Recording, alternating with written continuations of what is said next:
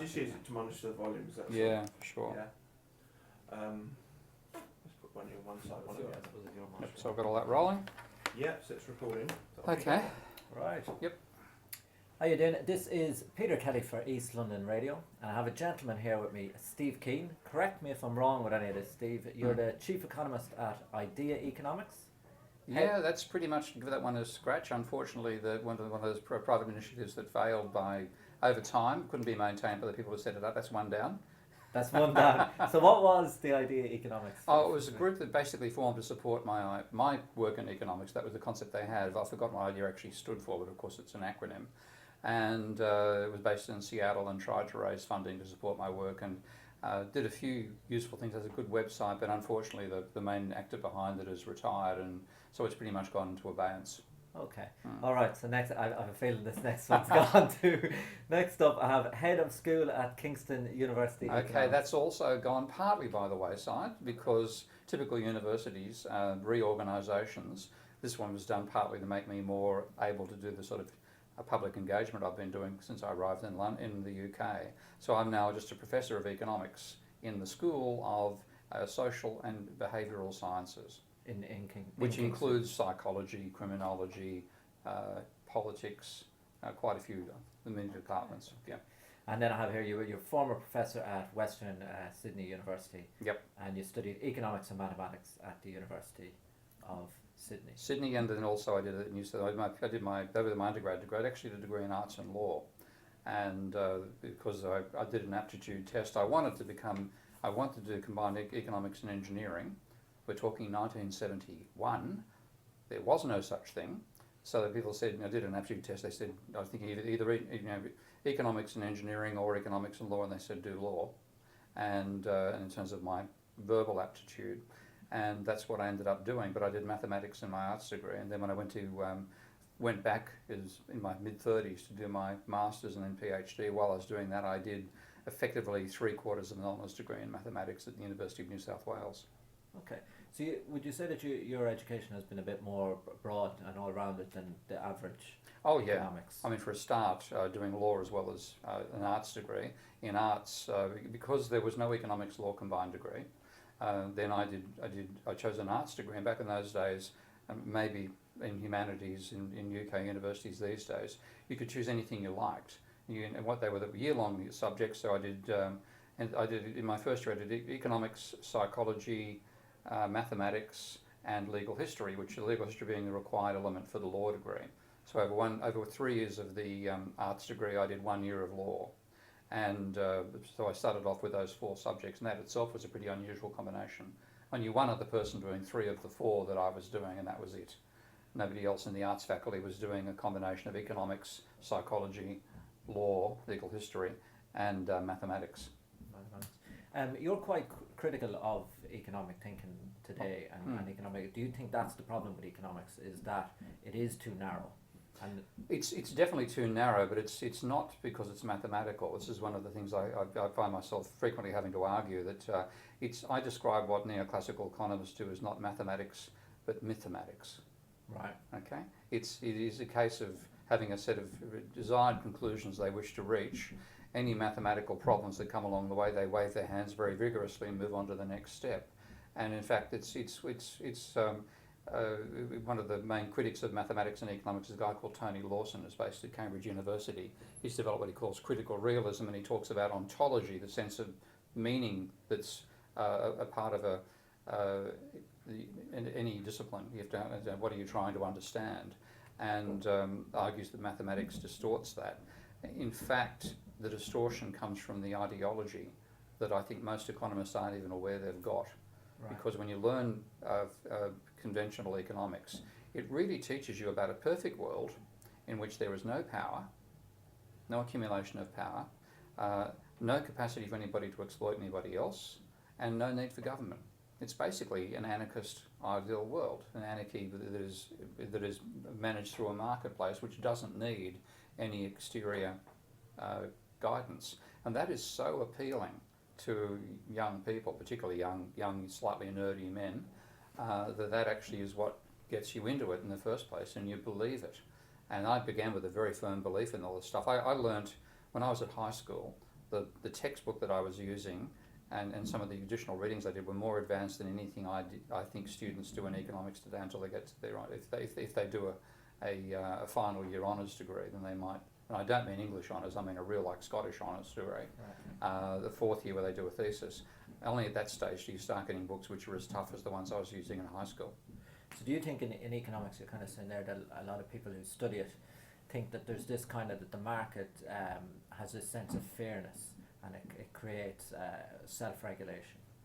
Well, yeah, that's what they see happening. But the ironic thing is, they throughout their attempt to develop from the initial idea, which was all effectively verbal, of interacting markets that reach equilibrium, to actually make it reach the outcome, they had to impose a whole range of additional, what they called simplifying assumptions. Now, I don't regard a simplifying assumption being that you believe God is there fixing things up for you. Right. And fundamentally, that's where it began with. You go back to the first really strongly attempts to mathematise economics actually occurred back in the early 1800s with a guy called Cornell, who was trying to get a mathematical theory of how competing spars would set their prices. And that was the very first attempt to apply calculus. But the really large-scale attempts to mathematise the discipline occurred in the 1870s, and Leon Walras, the French economist, was the main person who attempted to do that. And what he hypothesised was a marketplace which was based on what's called the Paris Bourse, and I'm sure I pronounced that wrongly. I pronounced both words wrongly. Paris Bourse, God knows. But that had markets in which there'd be no trade until the demands and the supplies were equal, and there was an arbitrator who would actually state the prices and wait until all the tallies of supply and demand equalised. Now that applied in the gold market, and I think even in the stock markets, in particular stocks, and so on. So there was no trade in this market until such time as equilibrium was achieved in that market for a single commodity. And what Walras hypothesised is that the same system could work for all markets. So you wouldn't allow trade to occur until all markets reached equilibrium. Now, if you think about it, if you're just doing a single market and you're trying to work out people on a single day, the demand and the supply for gold, right? Okay, the gold market, then you'd have, people come inside and say, okay, well, give me a random price. Let's go back. Let's put ourselves modern prices back in the 1800s and imagine somebody says, I'll pay $1,000 an ounce to buy gold. And somebody else said, I'll pay $900 to buy gold. And then the suppliers are saying, well, I want $1,200 and $1,100 and so on. And until such time as you got the supplies being equal to the demand, no trade occurred, then trade occurred. That's a simple mechanism that works in a single market. So what Walras hypothesised was the same mechanism could apply to multiple markets all at once. So rather than the auctioneer, as he called it, calling out, and that's the word tetonement came from, the idea of tetonement. He called out a random set of prices. Certain price for gold, certain price for corn, certain price for pigs, etc., etc. And then tallied up the demand and the supply in each market and worked out which markets had excess demand, which markets had excess supply. Where there was excess demand, his next iteration would be to increase the prices. Where there was excess supply, reduce the prices. And Walras thought this mechanism would slowly converge towards equilibrium. Okay. Now, first of all, it required an auctioneer. Right. Okay. Secondly, the auctioneer had to work for free. Okay. Thirdly, no trades could occur until every market was in equilibrium. So it was, you want to call those simplifying assumptions, they're pretty out there simplifying assumptions. Okay. Trouble was, he couldn't prove it. Mathematically, he drew up an array of numbers, basically a matrix, rows and columns with demand and supply, and along the diagonal of that matrix, you had demand and supply into the same market. Off the diagonal, you had trades with other markets. And his belief was that if you had excess demand in a particular market, and therefore you increased the price, that necessarily pushed that market towards equilibrium. That's a single market effect. But he then said, well, that's necessarily going to stabilise along the diagonal. Now, the off diagonal, where you have what is the impact of changes in, if you make gold more expensive, so you put the price up, that's going to affect demand in all the other markets as well, demand as well elsewhere. So he said those other effects are going to be sometimes pushing, indirect effects will sometimes push you towards equilibrium, other times it'll push you away. And he said, overall, I assume they cancel out. Right. Okay. Whereas the direct effects were always in the right direction, they dominate. Therefore, this process will slowly converge to equilibrium, and when equilibrium is achieved in all markets, then trade can occur. Now, he took this to the leading mathematician of the day, a guy called Henri Poincaré. And again, I'm sure I pronounced that wrong. Poincaré was one of the world's mathematical geniuses. He was at the level of Gauss, pretty close to, almost, if you had mathematicians ranking in individuals in history, they'd be putting Poincaré certainly in the same region as Newton. Okay, really quite a brilliant mathematician. And looking at the problem, Poincaré didn't solve it, but he said, I'm not willing to give you my imprimatur. I'm not convinced that your intuition is correct. So he wouldn't support it. So I was disappointed by that. 20-something years later, a pair of mathematicians called Peron and Frobenius were just simply trying to work out what are the properties of an array of numbers which are all positive or zero. And they worked out that what's called, it's a German term to describe it which intimidates people, so I'll start with that and then say what it means. It's called eigenvalue, it means principal value. And what it means is, can you derive a single number that represents what the behaviour of that large array of numbers is going to be in terms of whether you converge to equilibrium or not. And what they worked out was that the value of that principal value was positive.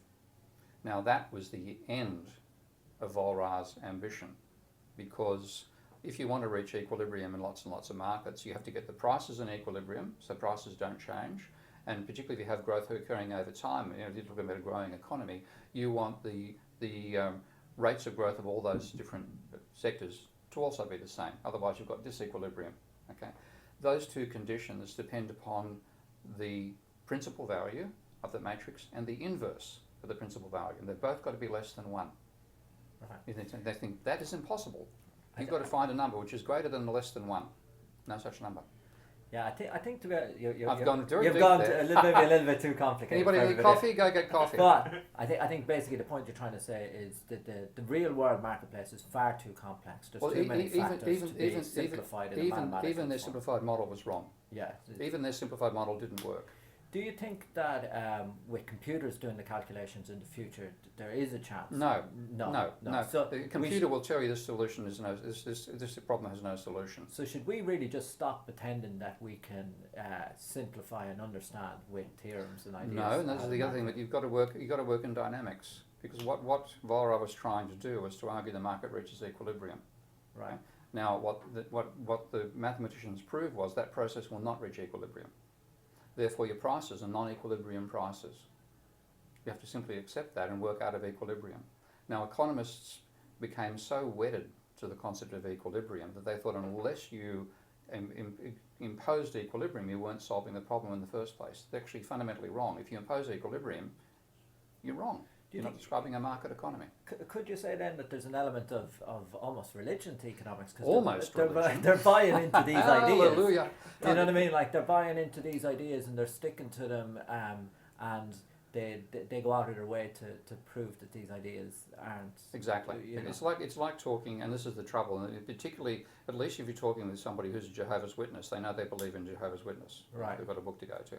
Neoclassicals think they're being logical, and what they will get is that they'll use little tricks at various points. They get to that particular point with that critique of production theory and market theory, and wave their hands and will say things about it being a dual stability problem. It's actually a dual instability. Both prices, either prices or quantities, will be unstable. And they then say, well, there's the first person who actually published a paper on this topic in an economics journal, a guy called Jorgensen. His first attempt was correct. Second attempt, he said, well, we can actually modify people's demands to make it converge. Now, hang on a sec. That means to have a free market working, we have to go inside people's brains and change their taste levels. And when you're so wedded to this concept, well, that's okay, yes, I'll assume that, and on you go.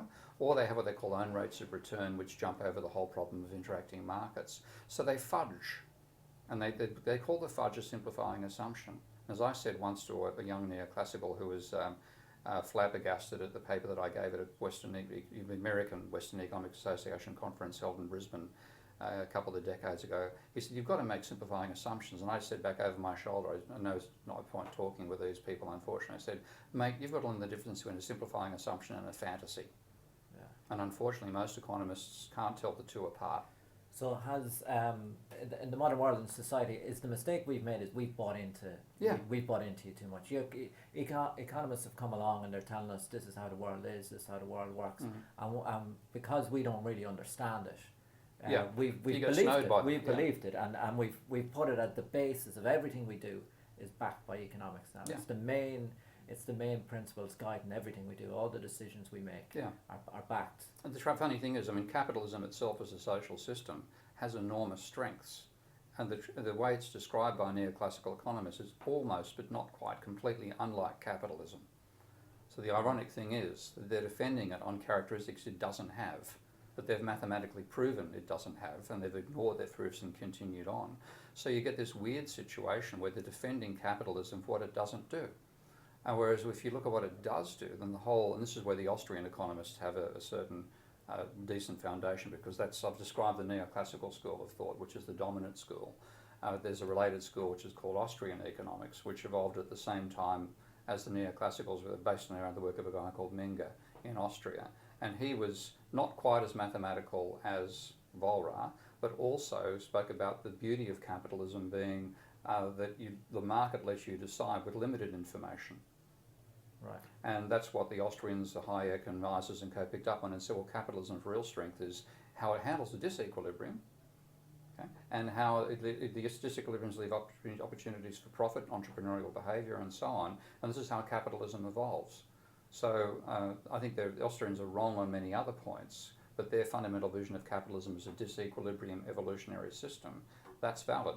But that gets drowned in all this mathematics based around equilibrium and stability that the neoclassicals put out. Do you think economics makes people, studying economics and talking about it, makes people less emphatic to their human beings? They're more emphatic and less empathic. Less empathic, right. That's the irony. They're more emphatic about a vision of the world which is wrong and imposing that on us. So what they really end up doing is they become zealots, in a sense, Right. who get the right to redesign society to look like their model of what society should be. Yeah. But their empathic level goes down because they have to say, well, all the stuff you worry about is irrelevant. Yeah, the market. Okay, the market will set the prices and so on and so forth. So more emphatic and less empathic. Yeah, because I don't know if you've read the Creating Freedom of Raoul Martinez. There's studies in it where they've gone to economic students and in universities and other students, and they found that the economic students were less charitable. And as the course went on, they became even less charitable. Combination of reasons. Another paper. Combination of reasons. People who are charitable drop out. Right. There's a lot of people who just have enough of this crap and walk away and go into sociology instead, and then spend their time warring with economists in various ways. But also, we are creatures of belief, and this is one reason I defend economists for the situation they're in.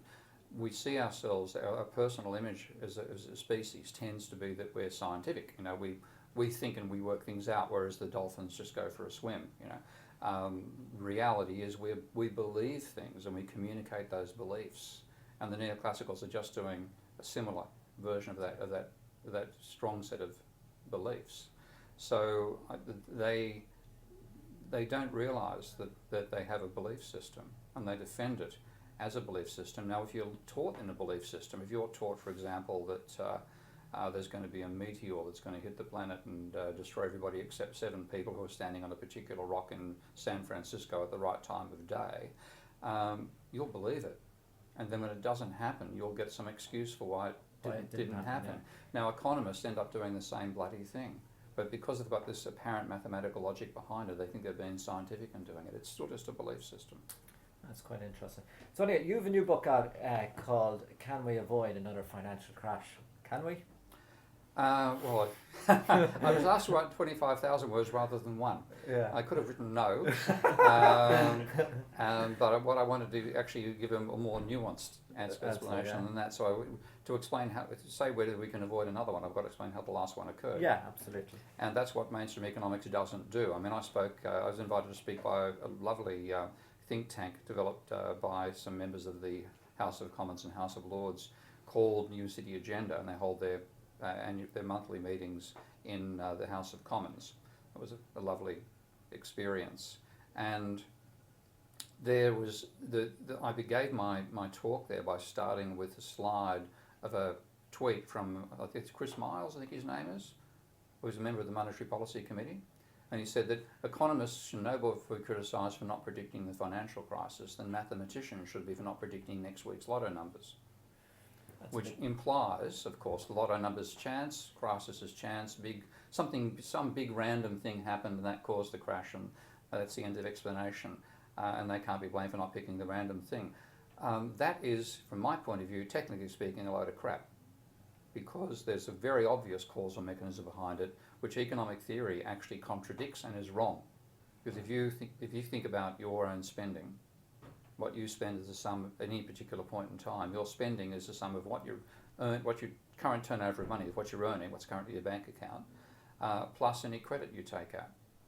If you use your MasterCard to go shopping or your Visa card. So your individual spending includes spending with your income plus your change in debt. Now they then say at the aggregate level the change in debt cancels out because you're effectively borrowing from John, so John can spend less, you can spend more, and therefore the two cancel out. That's wrong. It's simply wrong about the nature of money, and this is where Anne Pettifor's book is very important to, another recent book.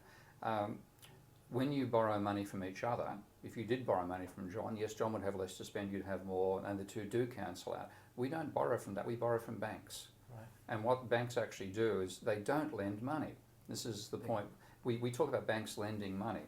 And that's the vision that they dip into John's savings account and whack it into yours. His goes down, yours goes up, and the two counteract. And the banks therefore would have no change. If that was what they were doing, there'd be no change on their asset side. They're shuffling around the liabilities. That's where, because your bank account is a liability of the bank to you. They're shuffling what's in different people's liabilities, but not changing the assets. Banks originate money.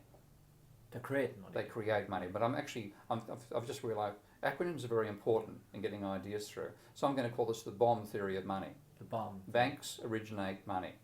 Right. So when you get what's called a loan from a bank, what actually happens is the bank originates a loan on its asset side. Let's say you borrow to buy a property in London, so you spare change £1 million or so to buy a one-bedroom flat in Brixton. Not too far wrong these days. £1 million, they put £1 million on the asset side of their ledger, and they record on their liability side £1 million, which is extra money that's been created by that loan. And that's what you actually do, and you spend that money into the economy. When you borrow that million, you then hand it over to the person you bought the house from, and therefore that becomes part of demand in the economy, as well as income and capital gains. When did that happen, that banks started creating money? Has that always about been the 1500? Case? About 1500. Well, it's ever since double entry bookkeeping was invented, because fundamentally, that was invented by the Italian accountants, actually derived partly from Islamic ideas as well, as a way of making sure your financially transactions were recorded properly. And you had to class everything as either assets, liabilities, or equity. The gap between assets and liabilities is your equity.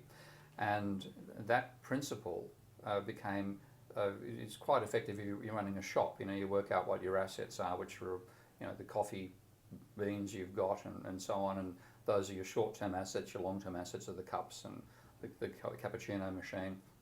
For obvious reasons, I'm using those analogies here. And then the liabilities side, the debts you owe to your various suppliers and so on, your equity, the gap between the two. Banks are using the same, so banks using what other businesses use to record transactions became a way they actually create money. And in that sense, money has always been credit. And this is the point that David Graeber makes very well in Debt the First 5,000 Years, and Michael Hudson as well, and so on. There's quite a number of non-orthodox thinkers whom my work is both aligned with and based upon. So if you go far enough back, it's always been credit, but the actual bank creation of money really took off in the 1500s after the invention of double entry bookkeeping. So is that something that just really evolved rather than we sat down and decided let's let banks create money? Yeah, it just happened. It just sort of happened. Yeah. Like if you go further back, what do you think was the main form of money in England up to the 1800s? Up to the 1800s? Oh, gold? Sticks of wood. Sticks of wood. Tally sticks. Okay? Now the reason you don't actually know that is because the tally sticks got burnt down. And you know where they were burnt down. you've probably been there a few times. It's called Parliament House. What's the actual name of it? The House of Commons House? Palace of Minster, Palace of Westminster. The tally sticks were a form of credit which could be created by anybody to record a loan. So you'd take a stick and you would then mark on it cuts that signified how much was owed, what the rate of interest was, and what the repayment term was. And then you'd split the wood down the middle. You'd hang to one bit, which is called the stub, which was what the person lending got. The other one got, I've forgotten what the other part is. Jet lag is getting in the way, having it from Australia 2 days ago. But that was credit. And anybody could create it by taking that stick. And then what happened was the stub and because the stick was unique, or the mark, this is the Bitcoin of its time. When you think about it, I haven't actually thought of that analogy before, that's what it was. It's the Bitcoin of its time because you couldn't forge another stick to match the other one so that the grains of wood were identical between the stub and the check. Okay, I think it's called the check. And so that was the origin of the term. We used to use the term stub to describe a checkbook, where you record the amounts on the side of it. That was the main form of commerce. Now, I've forgotten the actual date, but in the 1800s, when you had the Bank of England being formed or becoming a central institution, and the formation of bank notes and all these tally sticks were an embarrassment. You could use them to pay your taxes. So they all ended up in the English Treasury. And they decided it's big embarrassment because we're sophisticated. We're the world power here. World power doesn't use pieces of sticks. That's what the natives do. Let's just burn them. Right. And we've got this nice little furnace down in the basement of Palace at Westminster. Let's give a couple of workers the job of burning up the sticks, which they did. And the fire got out of control and burnt down the building as well. So the Palace of Westminster, I think it's in the 1830s or 1840s, it's a new building, guys. It isn't anywhere near as old as you think, but it was burnt down by the fire of the tally sticks. That was the revenge of credit on the attempts of the English aristocracy and ruling class to eliminate the records that they used pieces of wood for currency. Would you call that a financial crisis? I think it's actually, there's one piece of history which again we've lost, is that there was a regular tradition in ancient societies of burning the books of debt. In fact, if you ever were lucky enough, and unfortunately I didn't take a photograph at the time, but I went to the Italian Forum in Rome 20-something years ago, and in the Senate House, the fresco or the frieze that was on the statue that's cut in relief statue, the statue that was there and visible through the door of the Senate House was the burning of the books of debt. So on a regular basis, every 49 years, all the records of debt were eliminated. So everyone starts again. Let's start again. That's That's a jubilee. Now, the burning of the tally sticks didn't achieve that in the 1800s, because by this stage they'd all been redeemed. They'd been used to pay taxes. They'd all been either out of circulation. The notes were in. They just tried to get rid of the pieces of wood. But if they had been seriously actually still recording transactions, and if they'd all been burnt down, nobody would know who owed anybody else, and so debt would have been eliminated. So they used to do that every 49 years in Italy. They'd cancel all debts effectively. Yeah, I mean, this is a huge part of and again, David Gravy does a better job on this than I do, because David knows the history. His specialty is anthropology and history, mine is economics, but I clearly base myself on historical knowledge. If you go right back to the formation of early societies, we were all based on credit. Right. Okay. When you lived in small tribes of 150 people, it wasn't a case of bartering with each other internally. You would be the fisherman, the best fisherman, and you'd find a great fish, and somebody would walk past and say, "Great fish." They'd say, "Here, have it." And then there was a social gift. It was a gift-based society. There were obviously many variations. But then, if you were the best flint maker, then you'd make a new flint hook for that person and return it. And there was a sense of obligations between each of us. And probably for that reason, those societies never exceeded about 150 people, because that's about as many people as you can keep track of, whether they're trustworthy or not trustworthy, what you owe them, what they owe you, what your mutual obligations are, whether you think their daughter's sexy, God knows what else. But when that got larger, your societies would break into larger groups. Well, an agricultural society developed. Then that became centralised, first of all, in the religious authority. That was then the responsibility of the shaman or whatever else to keep track of all those transactions. And then out of that evolved the state. and ultimately with large things like in the Sumerian civilization, then credit became centralised. Initially it was largely government, and government and religion were totally blended, a bit like America today. Being facetious there, not particularly. But then ultimately that's where the banking system, both state money and banking money, evolved out of those foundations. So when was the last time, would you say, in the modern world that we had a thing where all debt was cancelled? Are we going a long way back? No, I think we're going back to roughly 1945 in Germany. All debt was cancelled. Pretty much. Germany was forgiven massive levels of its debts, including by little countries such as Greece. And they tend to forget that these days that if it wasn't for the massive debt forgiveness that occurred back after the Second World War, Germany would be the basket case that it was before the Second World War and before it broke the rules of the Versailles Treaty. Because if you look at the end of the First World War, the terms of the Versailles Treaty were punitive. They were attempts by the French premier to destroy Germany once and for all. And Keynes was at the treaty and horrified by what was happening. Wilson, who was the American president, went over with different ambitions but got twisted by the French and went along with really just destructive reparation terms on Germany. And Keynes predicted that would lead to the Second World War. It would give Germany a need to rebuild, a resentment of the rest of the world to do it, and that would lead to the armaments, which of course ultimately happened. That was in a book called The Economic Consequences of the Peace. After the Second World War, having had that experience, and Keynes was now gone from a junior observer to a senior figure, the idea of the post-Second World War was to rebuild Germany, rebuild Italy, rebuild Europe. That's where the Marshall Plan came from as well. And a part of that was the forgiveness of Germany's debts.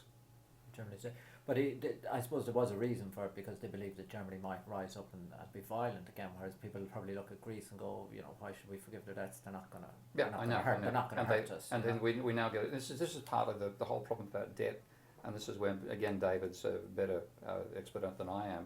The definition of the word for debt apparently in the German language is the same as guilt. As guilt. Yeah, and if you think about, and this is where we get really caught up and unable to liberate ourselves from our mental picture of the world rather than what it actually is that we treat debts to banks in the same way we treat interpersonal debts. If you borrow money from a friend, I'll give it, a few people have borrowed money from me. Let's say one person's borrowed $15,000 from me.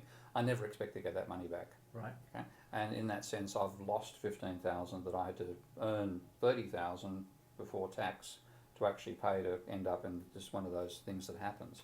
Now, that is, that's a negative for both parties when you think about it.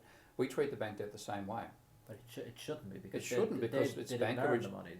They create it. It's bank originated money. It's very, very different, and yet we treat it as if it's interpersonal debt, and banks are unwittingly exploiting that because most banks themselves don't realise they create money.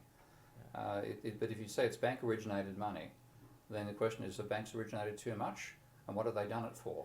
Has it been usefully produced, or have they produced crap with it like a housing bubble? And the politicians talk about the money as if it's not created. Yeah, exactly. Do you think the politicians know that it's created? No, or you think they don't know? They haven't got a clue. Some of them do, obviously, but a lot of them you get some extremes who believe money is gold is money, which is also wrong.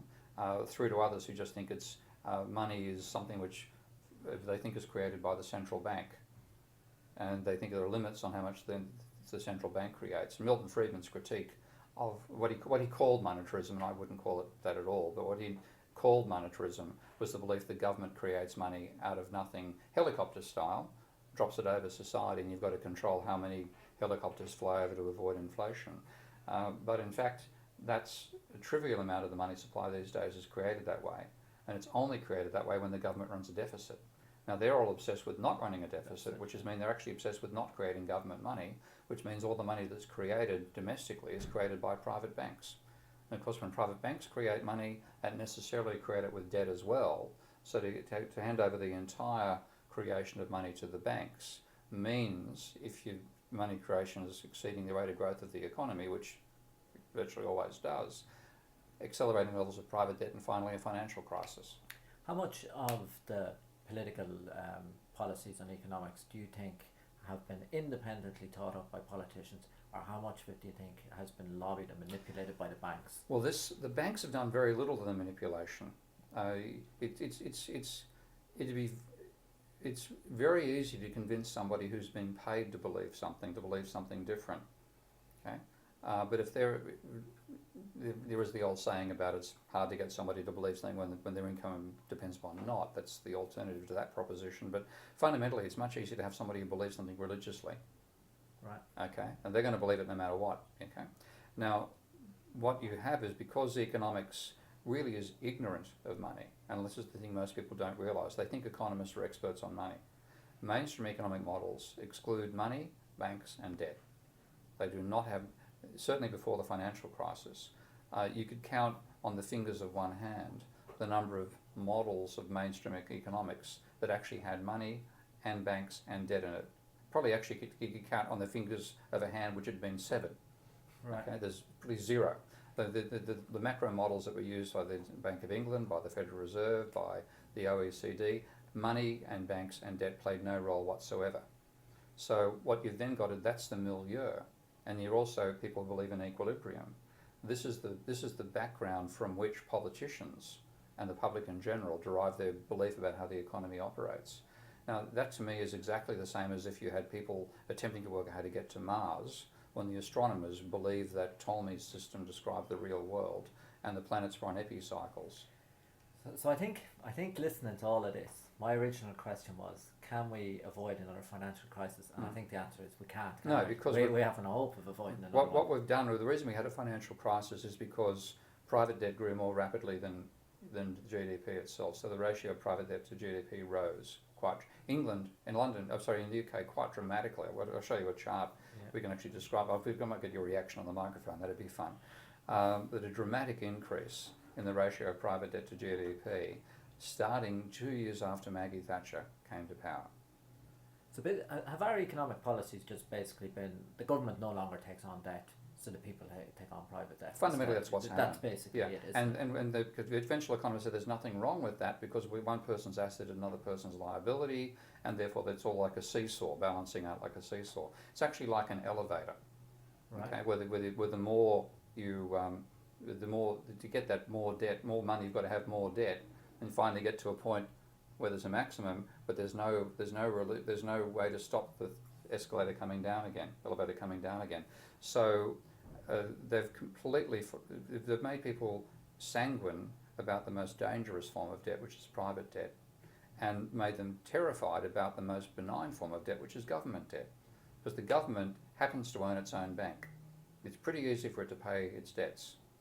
Okay, so long as you accept payment in English pounds from the English Treasury, then any debt the English government has to you, it can pay by making an entry in your bank account. But when you have private money, privately borrowed money, if you run out of money, you're bankrupt. And if you print your own money, you're in jail for counterfeiting. Right. Okay. So it's private debt that matters, and that is the huge explosion in private debt occurred from the post-war period on. In the UK, it only began in 1982, and debt trebled from 63% of GDP to 195% of GDP over the terms of Maggie Thatcher and Tony Blair. And that's what made the economy look like it was booming at the time. Mm-hmm. But of course, when you reach the peak level of debt, which is roughly 195% of GDP, that's just the debt of households plus non-financial businesses. That then peaked and tumbled. And when it tumbled, rather than additional debt giving you credit demand, which you stimulated the economy with, people were paying their debt down or going bankrupt, and that took demand out of the economy. That's why you had a crash back in 2008. That's why we had the crash. And then our solution to the crash was austerity. Was that a good idea? Oh, it's exactly.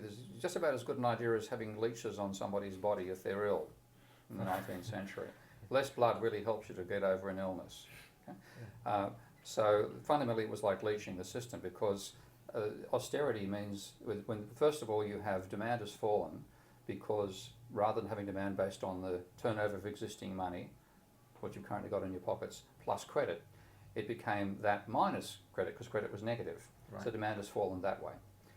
What that means is normally the government spending will go up, because if there's less demand in the economy, then people are out of work, and they've got to pay unemployment benefits, they're not paying taxes, so the government is like an air conditioning system going in the opposite direction to what happens with private spending.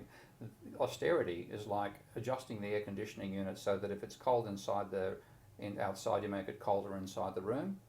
And the opposite, which they don't do, of course, if it's hot outside, you make it hotter inside the room. That's not why you have an air conditioning system. Okay? But that's fundamentally what austerity does. And so when there's a crisis on, when the economy's demand has collapsed, austerity takes more demand out of the economy. And when we look at how we define GDP, it includes net government spending. So you're trying to reduce the government's debt ratio. This is the obsession they have. Get the debt ratio down. Government debt divided by GDP.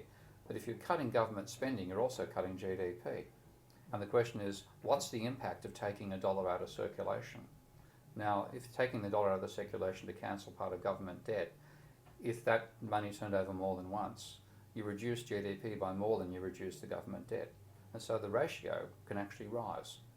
So austerity is stupid on so many fronts, it's beyond discussion. But the trouble is, it appeals to people because it appears like that's what a sensible household does. Yes, I was going to come to that. So austerity hasn't been good for the economy, but it was sold in this idea that, look, it won't be good for the economy in the short term, but it will reduce our deficit, which is a good thing. It hasn't reduced the deficit. Why hasn't it reduced the deficit? Because the economy's fallen by more than the austerity cut.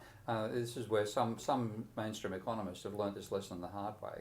And one of the most important is a guy called Olivier Blanchard, who was chief economist for the IMF. And he was involved in all the so-called rescue programs.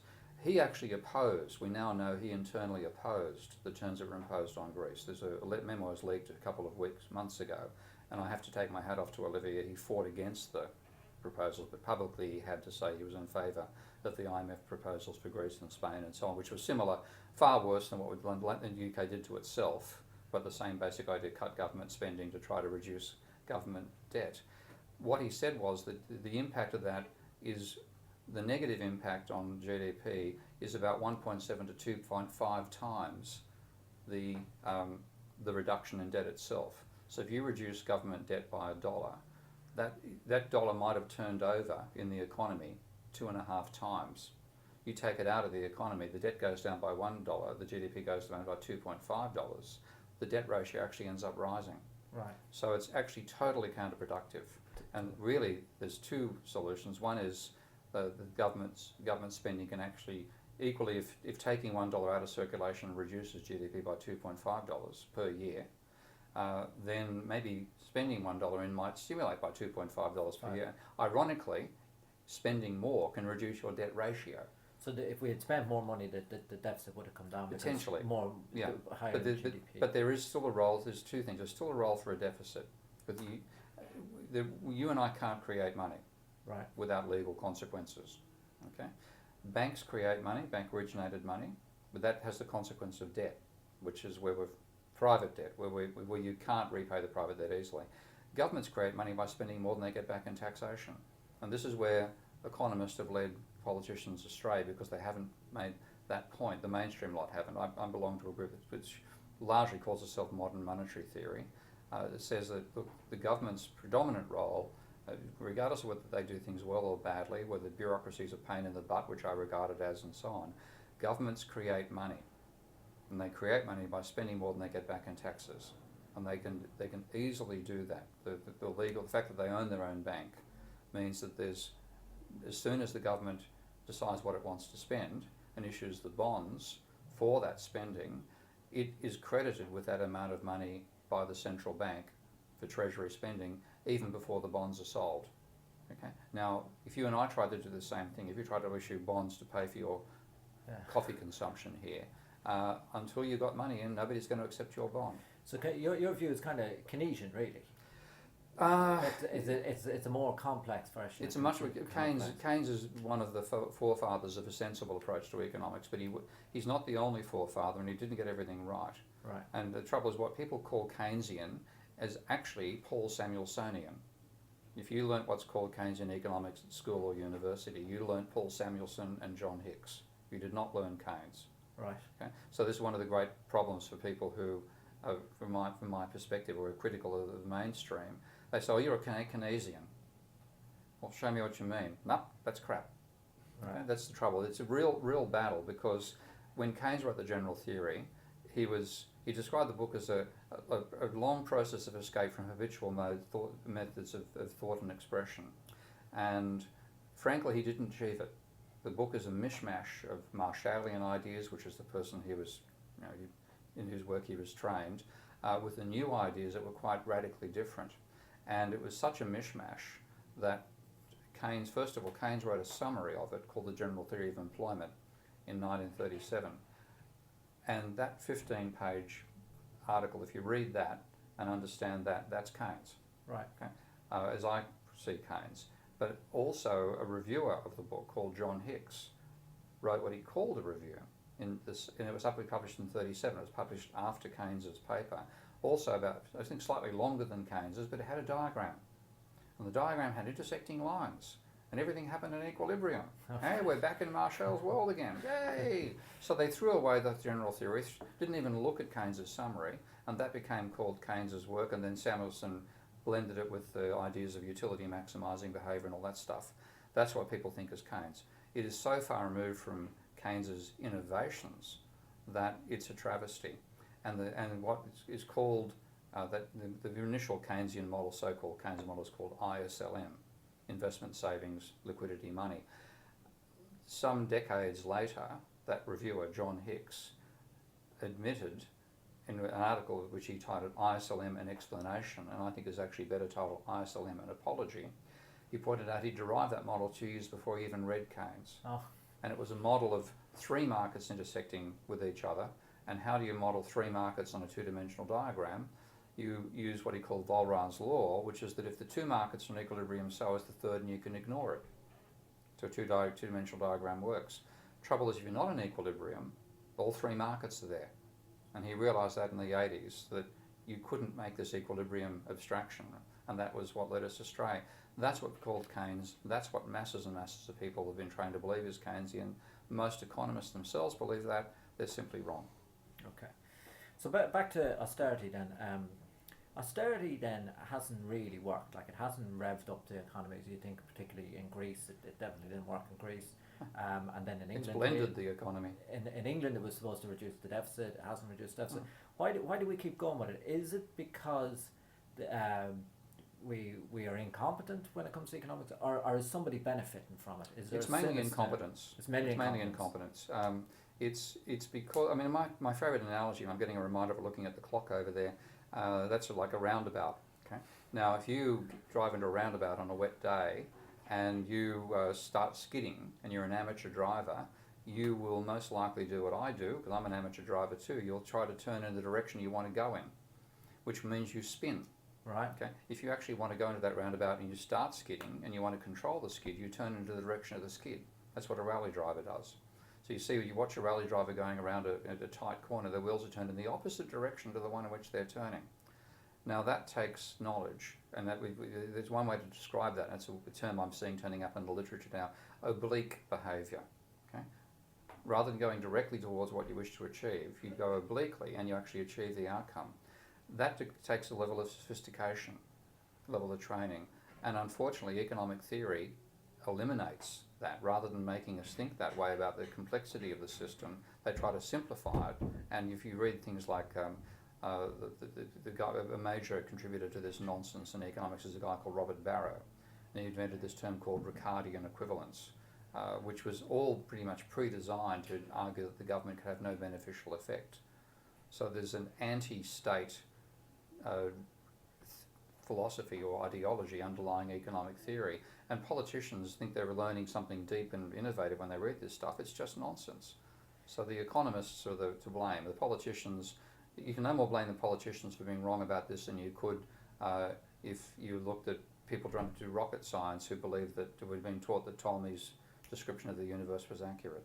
Right. Let's get to Brexit next. You were in favour of Brexit, is that correct? Yeah. For economic reasons? No. Well, yes, but not for much for UK's economic reasons. I said I posed myself the Groucho Marxist question. Right. You know, the old Groucho Marx statement, I wouldn't belong to any club that would have me as a member. Okay. Okay. Well, here you are a member of a club. Do I want to be here? And the club is the European Union. And the answer for me was no. Not because the club is something which has got these wonderful terms, like it's the slogan that they have to describe economic policies. It's Growth and Stability Pact. Right. Growth and stability. growth and stability. Forget it. Okay, it's been negative, decline and instability. Convergence was another one. Look how much Germany's converged with Greece. One has 4% unemployment, the other has 24% unemployment.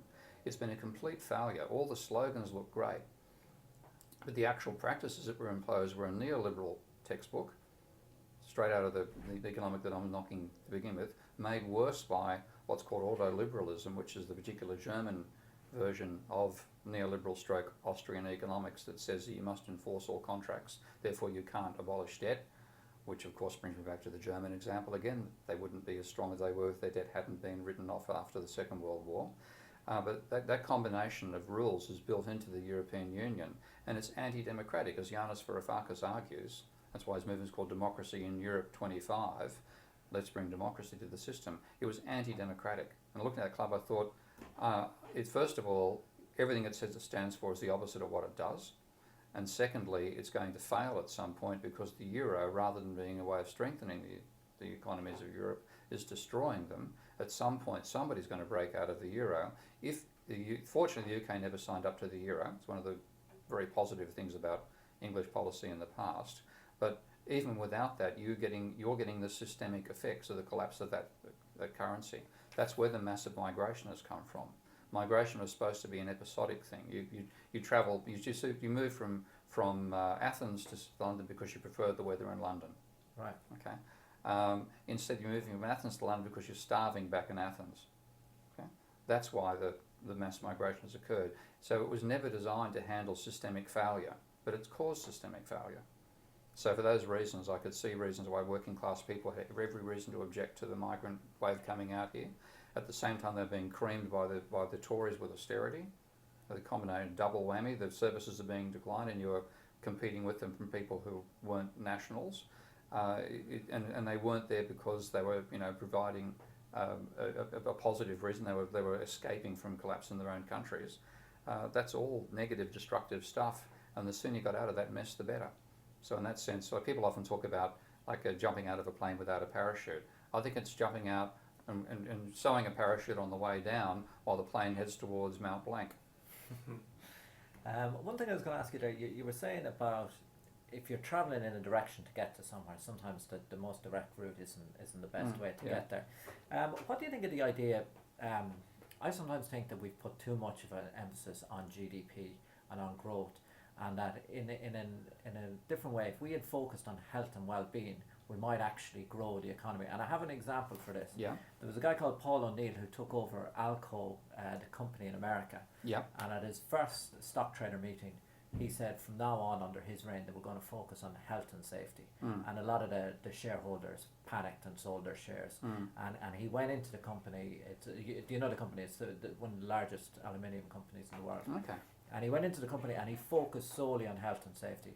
And by focusing on health and safety, he was able to completely change the culture of the company. The company needed to be updated, modernised. But by focusing on health and safety, he got everyone on board because they felt like they were getting something from it. And the profits went up fourfold during his time. But he got that up not by focusing on profit, but by focusing on health and safety. And I've often wondered, could a country boost its economy by focusing on health and well-being, rather than focusing so solely on economics? Yeah, and I think I've seen similar analogies in the computer industry.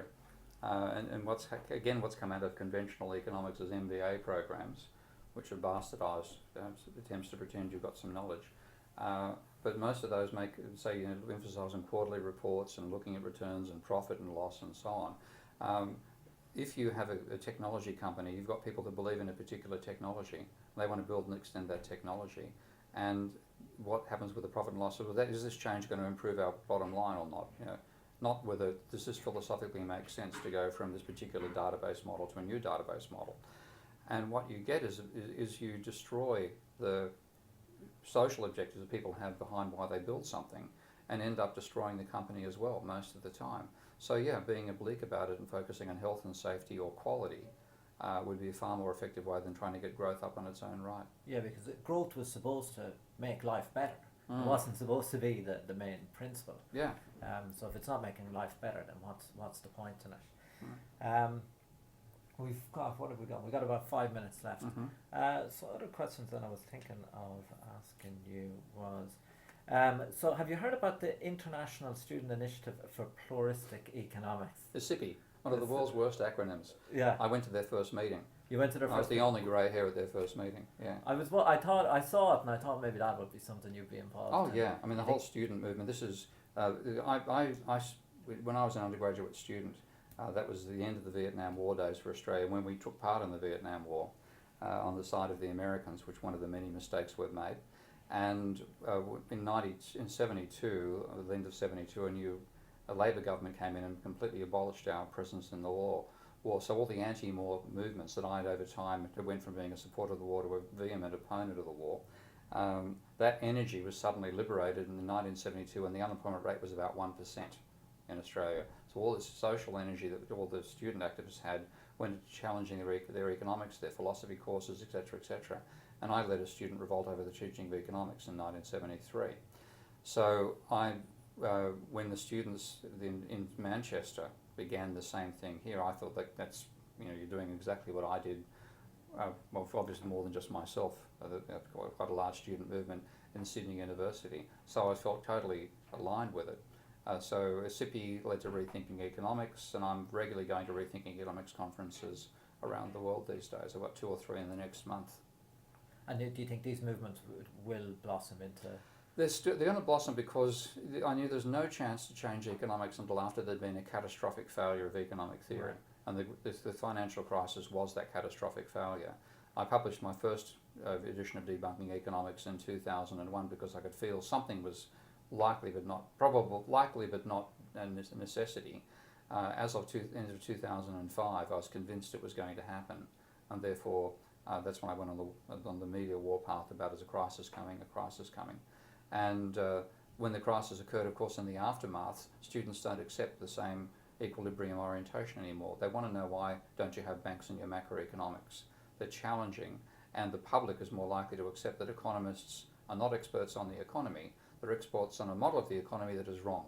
Right. Mervyn King wrote a book called The Age of Alchemy. Do you think we'll look back at this time in the future as an age of alchemy? Yeah, well, alchemy would be a good thing, because at least when the alchemists were trying to make gold out of lead, they didn't know there were such things as elements versus molecules.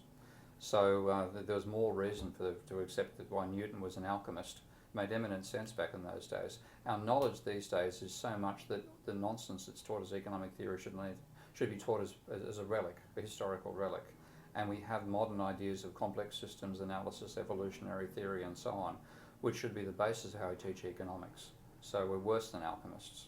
Because we're not using the knowledge. Yeah, and that's why I've got a lot of my work on what computer science have done with what are called system dynamics programs. I built one called Minsky that I'm using to build models of the economy that are dynamic and non-equilibrium. And multi-agent modelling as well has taken off. These are all the sorts of things that the students in a SIPI are looking at, and I hope that they can be the foundation of a new mainstream which actually is based on a realistic vision of capitalism rather than mythology. Right. I think that's about all the time we have, really. It's been wonderful talking to you, Steve. I actually could have talked for a good few more hours there. That time went by pretty quick too. Just remains to say thanks for coming and speaking to us. Fascinating stuff, and the best of luck with all your endeavours. And I hope for all of our sakes you change economics. Well, I'm getting the public support these days and trying to do that through Patreon. So I'd like to get a few more people to chuck as little as $1 a month in to help me build a new economics. Yeah, I saw that. So how does that work? People donate to you? Yeah, you sign up to give a regular amount. It can be as little as $1 a month, and that's what I expect to get from students, of course. And I want people to give us less than they notice. Less than they notice. If you've noticed 3, give 1. That sort of thing. If you've noticed 1, don't bother giving. Right. But something which enables me to get independence from the university sector, because university's always going to be dominated by the mainstream. You won't get research. You won't get time. You'll work at low-grade universities will be where the innovative work is done. The upper ones will be dominated by the mainstream. It's never going to work, but the public might be able to enable us to finance and build a decent economics outside the university sector. And there is precedence for this. I know in pharmacy, which I'm in, Professor David Nutt raised money to research LSD, which he couldn't raise that money through the mainstream channels. But the public were willing to put the money into that, and he raised double what he needed. Yeah, well, I'd like to do the same. I'm about a quarter of the way to what I need to begin. Very good. All right, thank you. Cool. Yeah. All well done. That's great. Well done. Yeah. Okay, I've got my recording down here as well, so I can whack it up on my blog for my Patreon people. Done. 59:53. Boy, we did hit the hour, didn't we? Right on the button, yeah. And you Okay. can have a copy of this anyway. That's great. Yeah. How did that sound, Ian? That's really good. It got a bit complicated. I know. I can't help that. It reminded me loads because I did economics at A level. Oh, yeah, okay, yeah. And it was a very interesting time in 1980. Oh, so right. I didn't then haven't studied it since. Yeah. But I'm thinking, oh yeah, because then we were talking about the barber boom of the early 70s, Yeah. which was the opposite of austerity. Yep. And Keynes, of course, and Friedman, and all those theories. It just brought it all back to me. I haven't really thought about I don't have economics for nightmares 30 tonight years, as a result. yeah.